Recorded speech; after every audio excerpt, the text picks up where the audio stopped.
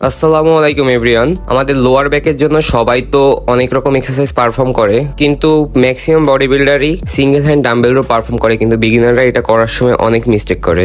আজকে আপনাদের এই ওয়ার্কআউটটা নিয়ে কিছু এক্সপ্লেন করবো। ইনশাল্লাহ এর পর থেকে আপনারা এই ওয়ার্কআউটটি পারফেক্টলি ভাবে করতে পারবেন। সবার প্রথমে তো আমাদের দরকার এই ওয়ার্কআউটটা করার জন্য একটা বেঞ্চ আর একটা ডাম্বেল। এবার আমাদের হাতের যে মেজারমেন্টের বিষয়টা, এটা অনেকে অনেক সামনে ধরে, আবার অনেকে অনেক পিছনে ধরে। আসলে এটা আপনারা ধরবেন সবসময় আপনাদের শোল্ডার মাপের একদম নিচে। দেখেন আমি যেখানে ধরছি একদম আমার বডি একদম পুরো কিন্তু সোজা আছে, আর পাটা হালকা একটু পিছনে হবে। এইভাবে আমরা এক্সারসাইজ করা শুরু করব, কিন্তু চেষ্টা করবেন করার সময় আমাদের শোল্ডার যেন সোজা একটা লাইন বরাবর থাকে। এখানে যেমন দেখতেছেন লাইন বরাবর। প্রথমে এই সব জিনিস মাথায় রেখেই আমাদের ওয়েটটি এক হাত দিয়ে উঠাইতে হবে। উঠানোর পরে এবার আমাদের ওয়ার্কআউট পারফর্ম করা শুরু। চেষ্টা করবেন অল্প ওয়েট নিয়ে এক্সারসাইজ করার, আর ওয়ার্কআউটের সময় মাইন্ড মাসল কানেকশনটা সব থেকে বেশি রাখার।